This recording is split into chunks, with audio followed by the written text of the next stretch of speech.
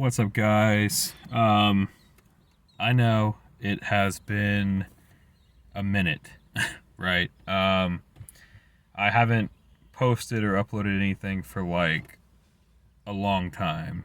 I've just been so freaking extremely busy with like a million different things all at one time. I'm just trying to I'm like in a balancing act right now. You know what I mean?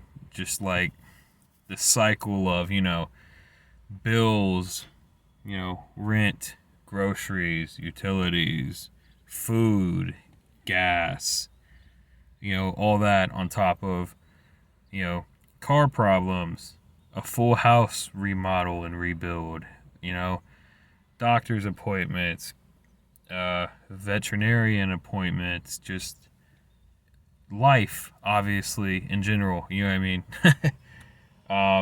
So had a million different things going on at once this past month. So I just haven't really had time to do anything or post anything because I've just been super preoccupied, right? Um, but finally, I'm here. I try to take a minute and actually get something out here since it's been so long. Kind of give a little bit of an update where I've been, what I've been doing, what's going on with the house, what's going on with the cars, just everything in general, right? Okay, so apologies for being gone for so long. So now that that's out of the way, we can move on to why.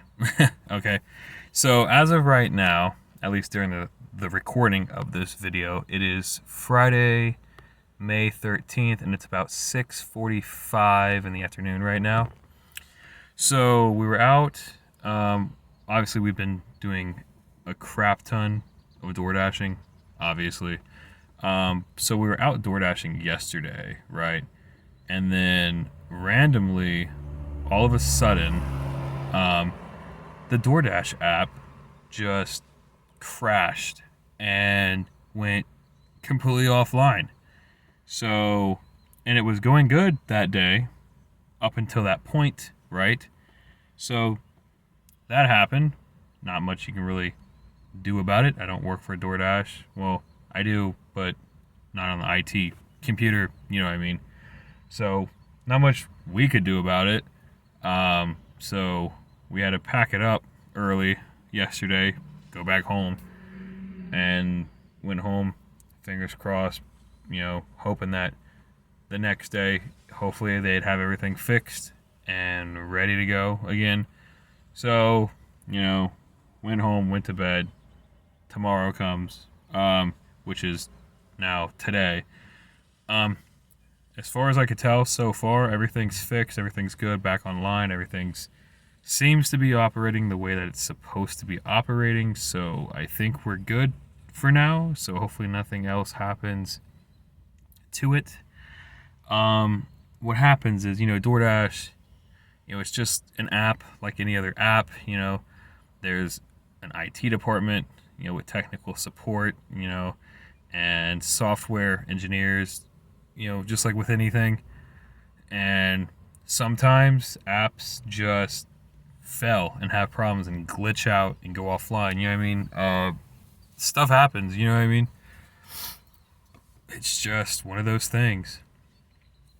But as of right now, as I could tell so far, it's been working. It was working perfectly fine earlier today, so I think we're all right. So what has happened recently?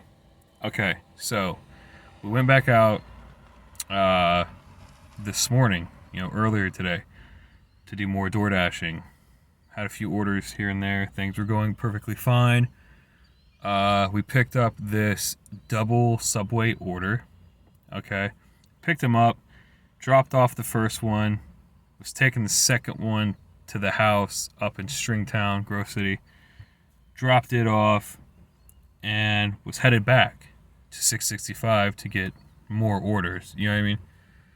And then that's where things went downhill. So I don't know exactly what happened yesterday. Or no, I mean, oh shit. Today. It was today. Sorry. I don't know what happened today in Grove City on Stringtown, but it must have been something pretty significantly big because, and I'm not even joking, no exaggeration, the entire stretch of Stringtown Road was pretty much shut down. All of the traffic, the entire length of Stringtown was at a dead standstill, dude. Nothing. Full out freaking hundreds of cars. Just traffic jam in the middle of freaking Grove City. I don't know what the hell was about. We barely got out of there ourselves. Finally was able to get out. We had to, kind of jolt behind the Home Depot building plaza, jump out, went across the intersection into the Walmart parking lot, was able to jump out on Buckeye Parkway and sneak out around everybody else and get out of there and head back to 665. Finally, dude, I thought we would never get out of there. It was, if anyone was there, then you know what I'm talking about. You know what I mean? I don't know if it was an accident or a crash or whatever. I have no freaking clue. Just, it was freaking chaos, though, today. So finally got home, right? Had to meet a guy off Facebook who was buying one of our outdoor patio tables. Met that guy around 2 o'clock. He showed up, actually bought it and took it home, thank God. So got that sold. He left. We went home, chilled, had lunch or dinner. Or no, guess that would have been lunch. Took a break. Then I came back out today, solo. She stayed home, finishing up on some crochet project orders that she had in for a bunch of different people who place orders for some of her crochet work and stuff. So she's finishing some of those up. I came back out, do some more DoorDash deliveries, get some more money going. Because, we're all human. We got bills and gas and groceries and everything, you know what I mean? Obviously. So I had to come back out here, get more money, you know what I mean? Obviously. So, just a little plain catch up to get everybody caught up as to what's going on. So now that all that's out of the way, what's going on with the house that we bought? Okay, so for those that don't know, who are kind of just new and are just kind of joining us or whatever, I don't know. But so we just bought a house, well, a mobile home, a single wide mobile home, like house trailer or whatever you want to call it. It's like a 1971 Windsor, but that's all I know. There's probably more details on the title or whatever, but I don't know. It's been a minute since I looked at it. Bought it at a pretty cheap price, considering that it's something that's completely paid off, something that's completely owned, with really zero payments other than the lot rent, which is not even joking. Lot rent in this particular park is only $250 a month. Lot rent. That's it. I mean, that's cheaper than anything. That's cheaper than any other trailer park. That's cheaper than any apartment complex, probably in the entire freaking country. And I'm probably not exaggerating on that. You know what I mean? You go try to find a place to live right now for $250 a month. And like I said, the trailer itself is owned, paid off in our name, like owned, right? So it's something that we actually have. If we decided in the future to buy land out somewhere or to buy property out somewhere, we could take it with us and move it and put it on that property and live there. If we wanted to, it's ours. We can do whatever literally we want to do with it. You know what I mean? You can't move your house. You can't move your apartment complex. So I think that we're definitely in the right mindset. I think this is definitely, especially in today's economy in today's society. This is by far probably the best possible living situation that you could really do right now. You know what I mean? $250 a month, that is like fucking what? Lot rent prices from the 60s? 70s? I don't know. I mean, that's extremely cheap. You know what I mean? So like I said, it's a 1971 Windsor single wide. I think it's about 60 foot long, 12 foot wide trailer. It's in decent shape, honestly. I mean, it's in better than decent shape, but if we're going from house building perspective, it's in pretty decent shape. All of the ceiling joists, like all the ceiling framing and all that stuff, as far as what I've found so far, and I'm pretty much through the entire trailer, is completely fine, perfectly fine. Like, and most of all the walls, all the wall framing, all the wood 2x4s and studs and stuff look pretty much completely fine. The only issues with this place are in the floor. You know what I mean? All of the inner floor joists are fine. It is literally just the outside, the outermost floor joist perimeter that I guess you would technically is known as a rim joist. The entire rim joist around the house is pretty much rotted. And that's pretty much it. All you gotta do is go in there in sections, 8 foot, 10 foot, 12 foot sections, whatever you want to do, and take out the old rotted stuff, piece by piece, and replace it and put in new sections piece by piece. And eventually you'll be done, and the entire outside perimeter will be brand new, fresh wood. And we're using treated wood, obviously, because you really should, you know what I mean? Especially with your outer perimeter joists. Everything else is up to you or whatever, but really your main outer perimeter joist should be treated, you know what I mean? So that's what we're doing. And then, some floor panels, because a lot of it's old particle board, OSB, panels here and there are bad. The guy did some weird stuff. He put the new plywood flooring sections over top of the old rotted subfloor, which is questionable. So I have to go through there, take out all the plywood that he put down, and get rid of all the old flooring, and then put the plywood back down and do it the correct way.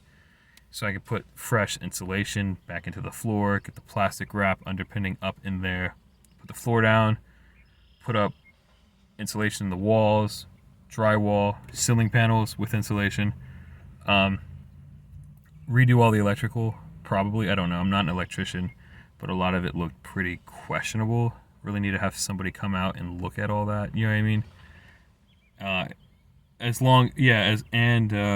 The plumbing as well. All the water lines, plumbing and sewage and stuff like that also really need to get looked at. You know what I mean? By probably somebody that really knows what they're doing, just so we know where we're at with it. You know what I mean? And where to go, what the next step is to go from there. And then finish rebuilding it and get it completed. And we can get it livable right now if we got the full outer rim joist perimeter done, got the new flooring done in it, and they got the electrical worked out, and some of the plumbing worked out. We could be living in it, because we could put carpet down or flooring down, drywall, ceiling panels. You can put all that stuff in literally whenever you want to. It's just the floor, the electrical, and the plumbing you want to get secure, obviously, because those are the more important things. You know what I mean? And they're not that bad. I just don't know a whole lot about house electrical or outlets or switches or whatever, and as well as plumbing and stuff like that. You know what I mean? So got to find someone who knows what they're doing, kind of come in, look things over, tell us where we're at, if it's, yay or nay, good or bad, and then we'll go from there, fix what needs to be fixed, replace what needs to be replaced, so on, so on. You know what I mean? It's a process, you know, not a huge one, thankfully, because it's a trailer and it's small, you know what I mean? So it's a lot cheaper to fix it than it would be like a full-size house or something, obviously, like that. Like I said, it's like 60 foot long by like 12 foot wide. It's not very big. Big enough for us, obviously. Bigger, you have more square footage than a lot of apartments, so it's cool. I like it. And you get a yard and stuff, and we're on a level, you know, we're on the ground level, not on a second, third, or fourth floor in an apartment complex. You know what I mean? And we own it, and the lot rent's extremely cheap. I think it was a very good move, a very good decision getting this place, for sure. You know what I mean?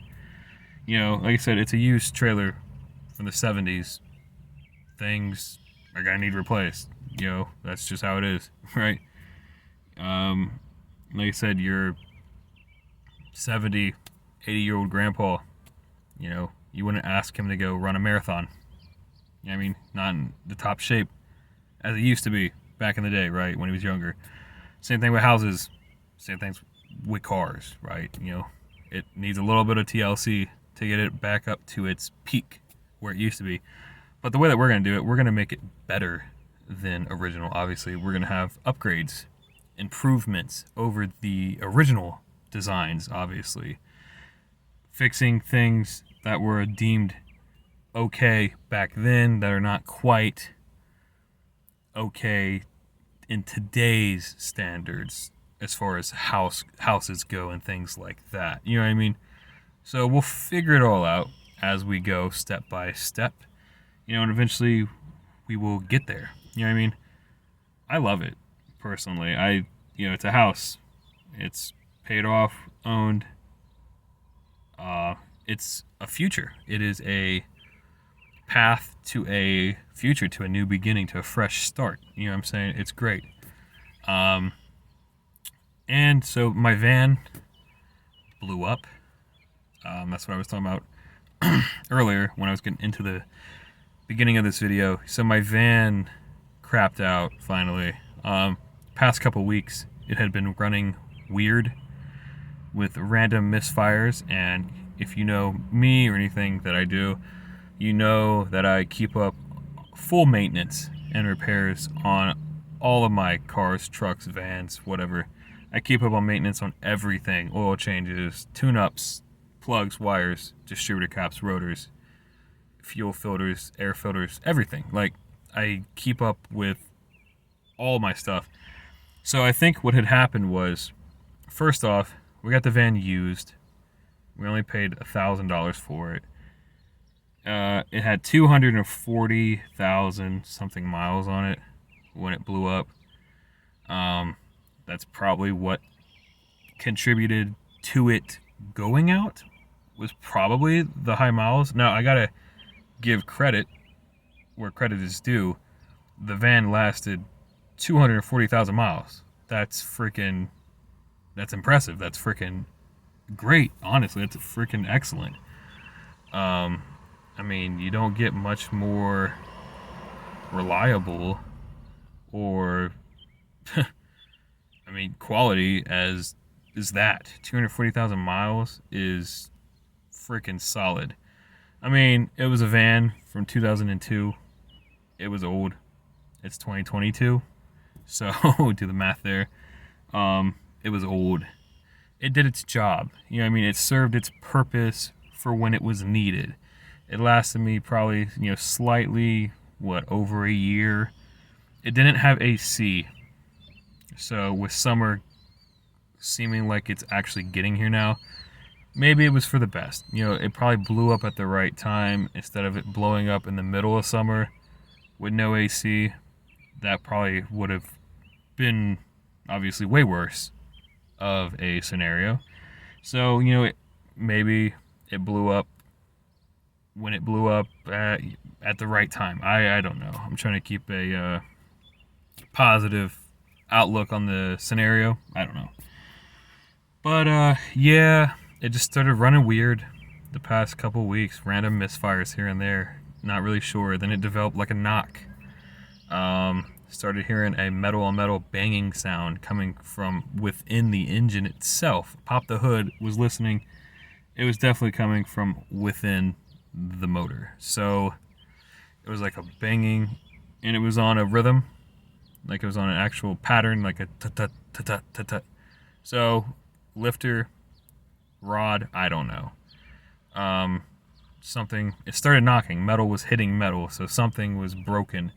And then eventually it pretty much just blew up and crapped out. And it wouldn't run right at all. It would shut off. Acted like it didn't want to keep running. It wanted to try to die. And it was shaking and bucking and stuff. This thing was running like complete crap. It was done. It was pretty much done at that point.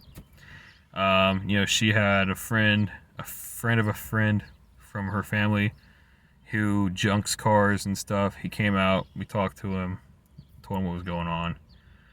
He came out with a trailer, loaded it up, paid me for it. Junk, more than really what was junk price was at the time. Paid me, loaded it up, took it out, junked it, gave me my money in cash. And that's pretty much the end of that.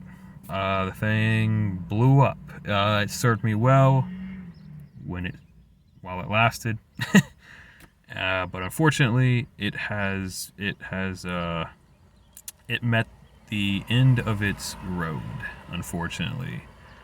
But it's fine. Like I said, in the future, when I need building supplies, lumber, 2x4s, especially if we're getting into the 6 foot, 8 foot, 12 foot sections of wood, it's not going to fit in a 4-door sedan car, obviously. So I'm thinking in the meantime, till I get another van or whatever I get, I have no idea. It has to be a van or a truck, something. If it's a truck, it has to have at least an 8-foot bed. If it's a van, great. But I'm thinking in the meantime, until I get something to replace it with, to carry all of my stuff from Home Depot, all my lumber, 2x4s, plywood, drywall, all my building supplies, right? If I had to, I could just rent out a U-Haul pickup truck or a U-Haul cargo van, and on days when I need to go get all the building supplies, I could just go rent one, go pick everything up, bring it back to the house, unload everything, and then drop the thing back off at the rental place. And that would be that, and that would get me by until the house is completely rebuilt, and then I can worry about getting another van afterwards, right? Because right now we still have a running car that runs pretty good, not really any serious issues or anything with it, It has AC too, by the way, so that's great. We have this one right now, so don't really need another van at the moment. My eyes are open, though. I'm looking, but so far everything has been a ripoff. You got vans all over Facebook that are well over 200,000 miles that people want $3,000, $4,000 for. It is literally insane what people are asking for their used, crapped out freaking cars right now. I'm just gonna wait it out. Eventually I will try to scoop something up with decently low miles. I'm thinking somewhere around 140,000 range of miles, and hopefully it will last me a few years, give or take, with fingers crossed on that. But that's where I'm at with that. Not a huge concern. I'll figure it out when I figure it out. Right now, getting the house rebuilt and done is number one priority right now. And it's almost done. It's coming along really well, actually. I'll do another video of another walkthrough of it right now, with it updated with how much work that I've accomplished so far. But this video is probably reaching the end of its time span, so I'm gonna go ahead, jump off here, get this one finished up. I gotta finish door dashing anyway. I gotta get another trash dump trailer out to the property, get this other load of trash, hauled off to the dump to get the yard cleared out again. I got more random crap sitting out there. Drywall, wood paneling, insulation, just random crap from getting the house and stuff that needs thrown away. So gotta get that going. So health department isn't like freaking out, not that they are or anything, but like don't want to give them a reason to put me on their radar, if that makes sense. So we're getting it. More videos, updates as we go along. But yeah, that's pretty much it. Been doing good. Sarah's surgery went well. They didn't actually find any endometriosis in the this latest surgery, so that's good. And she's saying now she hasn't really been having any pain hardly at all. She's doing quite well actually, so that's great. She really enjoys teaching and stuff at daycares and stuff like that, so she's really looking forward to going back into that type of workplace setting and stuff. It's been driving her absolutely nuts not being able to work or do anything. She's probably losing her mind being stuck around the house all the time. She really wants something to do, you know what I mean? So fingers crossed on that. She can go back, and do what she wants to do again, like she was doing before the whole endometriosis thing got in the way, right, and interrupted everything. And then COVID hit, and then that screwed everything up. It's just this year just sucks. You know what I mean? I think everyone can agree with that. But all right, guys, I'm gonna jump off here. Like I said,